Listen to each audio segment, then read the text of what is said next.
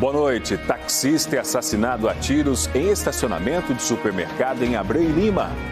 Homem é preso em Goiânia por violência doméstica. Ele é suspeito de ameaçar e agredir a esposa por 5 anos. Levantamento do Tribunal de Contas revela que municípios falham no sistema de proteção às mulheres. Empresários e pequenos produtores pernambucanos podem receber financiamento federal para avicultura sustentável. E ao vivo da Igreja do Carmo em Olinda, a procissão do encerro, que faz parte da programação da Semana Santa.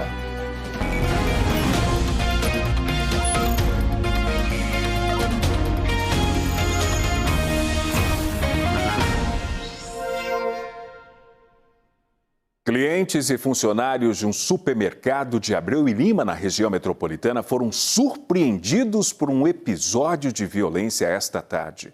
Um taxista foi morto no ponto de táxi que fica dentro do estacionamento. O repórter Diogo Franco tem as informações. O crime aconteceu às 2h54 da tarde, no ponto de táxi, dentro do estacionamento do supermercado Novo Atacarejo. O taxista, ele foi identificado como Arlindo José do Nascimento, de 66 anos. Ele era morador do bairro de Caetés 2, aqui na cidade. Segundo a direção do estabelecimento, a vítima estava trabalhando e aguardava passageiros no local quando foi surpreendida por um homem que chegou a pé, atirou contra ele e depois fugiu. A polícia foi acionada e investiga o caso. A perícia no local do crime durou pouco mais de 1 hora. De acordo com um dos peritos, o suspeito deixou para trás os chinelos e saiu correndo em direção à BR-101. O supermercado possui várias câmeras de segurança que podem ajudar na identificação do autor. Ninguém mais ficou ferido. Após o crime, o supermercado interrompeu o atendimento e fechou os portões. Depois que o corpo foi recolhido, o estabelecimento voltou a funcionar. Parentes da vítima estiveram no supermercado logo após o crime em busca de informações. O corpo do taxista foi levado para o IML no Recife. O supermercado Novo Atacarejo disse que está à disposição para contribuir com as autoridades. Márcio Bonfim. Obrigado, Diogo.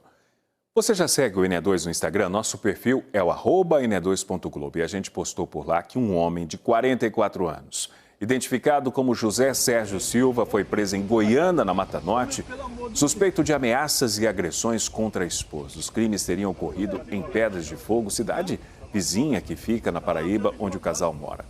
A Polícia Civil de Pernambuco cumpriu o mandado de prisão por lesão corporal no contexto de violência doméstica. Para saber a história completa, vai lá no @ene2.globo. Um levantamento do Tribunal de Contas do Estado apontou que o sistema de proteção a mulheres em situação de risco é inexistente ou insuficiente em todos os municípios pernambucanos. Quem explica ao vivo é a repórter Lília Oliveira. Oi, Lília, boa noite para você. Oi, Márcio, boa noite para você e para todo mundo que está assistindo. Um levantamento preocupante. Eu vou falar com a Michele Freitas, que é auditora de controle externo do Tribunal de Contas do Estado. Doutora, conta para a gente como é que foi feito esse levantamento, o que é que foi identificado e qual o objetivo desse documento. Boa noite. Boa noite a todos. Esse levantamento foi iniciado no último trimestre de 2025, pelo Tribunal de Contas, e aí entramos em contato com os municípios para colher as informações em relação à estruturação da rede de proteção à mulher nos municípios. E aí, até agora, nós estávamos validando as informações prestadas e elaboramos o painel para divulgação para o cidadão e para a sociedade de forma geral, para acompanhar. E o que foi questionado? O que esses municípios disseram para que o levantamento trouxesse esse alerta? Isso, nós perguntamos sobre planejamento, orçamento, equipe especializada, Patrulha Maria da Penha. Nós perguntamos sobre vários pontos importantes da rede de proteção. E aí nós obtivemos a resposta, por exemplo, de que metade dos municípios tem organismo de política pública de secretaria, né? A importância da secretaria é que ela tem orçamento para a política, para implementar a política no município, por exemplo. Os municípios podem ser penalizados ou responsabilizados de alguma forma por não terem essas políticas implementadas? Como trata-se de um levantamento, né, ele não é processo formalizado, não existe nesse momento esse tipo de atuação.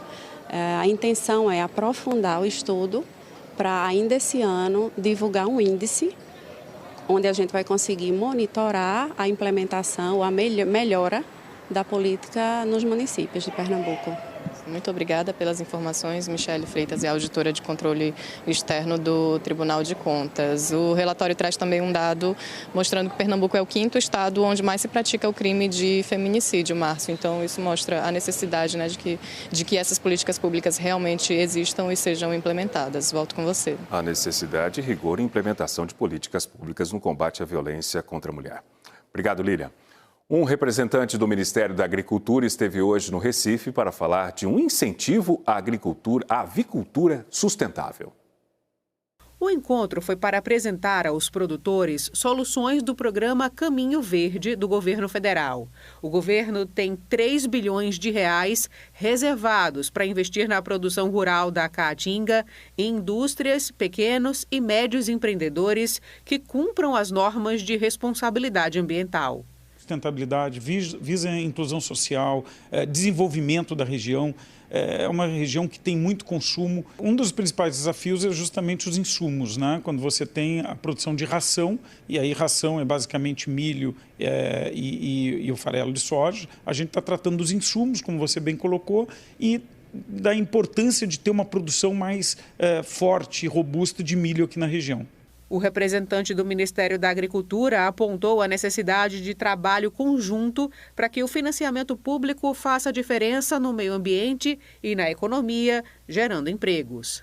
Fazendo, junto com o Banco do Brasil, junto com as indústrias avícolas, um bem bolado de financiamento, onde tem a participação da Embrapa para ver aonde que é possível fazer, aonde chove bem, a participação das avícolas para que elas ajudem também como se fosse um fundo de aval, a esses pequenos agricultores que muitas vezes não têm cadastro, não têm experiência com o banco, para que fique mais fácil essa tomada de crédito. O encontro no Recife discutiu as responsabilidades e oportunidades da reforma tributária que está em fase de implementação. O encontro foi organizado pela Associação Comercial de Pernambuco com palestras para empresários e líderes. Então, estou muito interessado para saber como me encaixar nessa nova fase tributária do Brasil. Vim aqui para aprender e sair daqui bem, se Deus quiser. É de suma importância aprender agora, porque a partir de 2027 as mudanças já passam a ser mais fortes e aí vai vir autuação, vai vir coisa pesada. A reforma tributária vai substituir vários tributos por um modelo mais simples. Saem impostos como PIS, COFINS, ICMS, ISS e parte do IPI. Entram a CBS, o Imposto Federal, o IBS, estadual e municipal, e o imposto seletivo aplicado em produtos que podem prejudicar a saúde ou o meio ambiente, como cigarro e bebidas alcoólicas. Isso traz um benefício muito grande para o país, porque gera menos complexidade e o cara que investe no país, principalmente o exterior, ele passa a ver o país de uma forma mais simples. A reforma que aumenta o filtro de fiscalização, então o planejamento tributário ele vai ser usado como uma ferramenta de prevenção e também como uma ferramenta de otimização de carga tributária e de fluxo de caixa das empresas. A reforma também mexe com o consumidor. Isso não quer dizer que os preços vão subir de vez ou baixar de repente. Vai depender do tipo do produto, do setor e da taxa definida. Alguns tributaristas dizem que os benefícios da reforma devem aparecer aos poucos. Agora, as empresas vão sentir primeiro essas mudanças, porque elas precisam reorganizar os sistemas de contabilidade. O Simples Nacional continua. A empresa vai poder escolher se paga o imposto dentro do Simples ou se passa a recolher IBS e CBS separadamente, o que pode ser vantajoso para quem vende para outras empresas. O MEI não muda, segue com o valor fixo mensal sem os novos impostos. Em setembro de 2026, as empresas optantes do Simples já têm que dizer: eu vou querer estar Simples Nacional puro ou eu vou pagar os novos tributos da reforma tributária por fora. E logo depois do intervalo, os detalhes de um mutirão da Justiça Eleitoral que acontece até sábado. O N2 volta em instantes.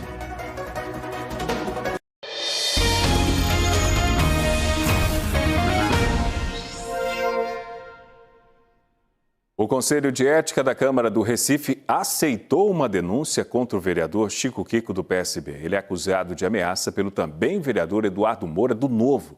A ameaça teria ocorrido após o gesto de chifres que Eduardo fez atrás da cabeça de Chico. Uma subcomissão com 3 vereadores vai analisar o caso. E tomou posse há pouco, no Palácio do Campo das Princesas, a nova secretária estadual de Desenvolvimento Econômico, Daniele Jar Souto. Ela assume a secretaria no lugar de Guilherme Cavalcante. O Tribunal Regional Eleitoral promove até sábado um mutirão para quem precisa resolver pendências eleitorais. Ivan Duarte traz os detalhes. Esse é o último mutirão do TRE antes do fechamento do cadastro eleitoral, que é no dia 6 de maio. Então, esse mutirão vai até o dia 28, que é sábado, com funcionamento de 8 horas da manhã até 4 horas da tarde, e é uma boa oportunidade para você ficar em dia com a Justiça Eleitoral. Eu converso agora com Orson Lemos, diretor-geral do TRE. Orson, quais serviços serão prestados para as pessoas? Boa noite. Todos os serviços de alistamento eleitoral, primeiro título pela primeira vez, assim como transferência de local de votação ou de cidade, ou também a atualização dos seus dados biográficos, se tiver mudado.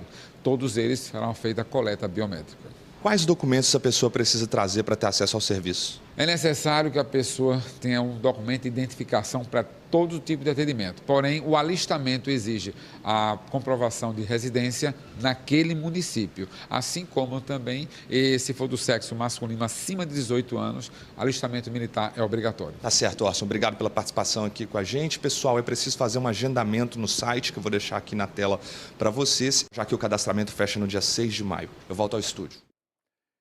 Em Olinda, fiéis católicos se preparam para a procissão do encerro, que começa daqui a pouco. Juliano Roque mostra ao vivo. Boa noite, Juliano. Oi, Márcio, boa noite para você, boa noite a todos. Eu falo ao vivo da Igreja do Carmo de Olinda, onde neste momento o Frei Luiz Nunes celebra uma missa. A procissão começa depois dessa celebração. A Igreja do Carmo, ela está lotada. A procissão do encerro simboliza os momentos vividos por Jesus Cristo antes do Calvário e da crucificação. Momentos importantes da celebração da Semana Santa. Essa passagem bíblica do encerro é marcada por um clima de silêncio, de respeito e também de muita reflexão. A imagem de Jesus, ela vai seguir neste andor que Melissa Fernandes vai mostrar para vocês aí agora, mas ninguém vai enxergar a imagem porque ela segue coberta nesse pano roxo. O encerro vem de encerrar. Foi quando Jesus Cristo se afastou de todo mundo e ficou recluso para conversar com o Pai em oração. A caminhada vai sair daqui da Igreja do Carmo com destino à Igreja da Sé. Os fiéis vão acompanhar a todo momento em silêncio. Como é de costume, os integrantes da Irmandade de Bom Jesus dos Passos de Olinda são pessoas que estão com capas roxas, seguem caminhando juntos com os integrantes da Ordem Terceira do Carmo. Essa procissão convida à meditação e prepara os católicos para mais uma celebração da Semana Santa, em que os católicos vivem os momentos de vida e morte de Jesus Cristo. Márcio. Juliano Roque ao vivo de Olinda, e assim a gente termina o NE2 de hoje. Obrigado pela sua companhia, para você uma boa noite e até amanhã.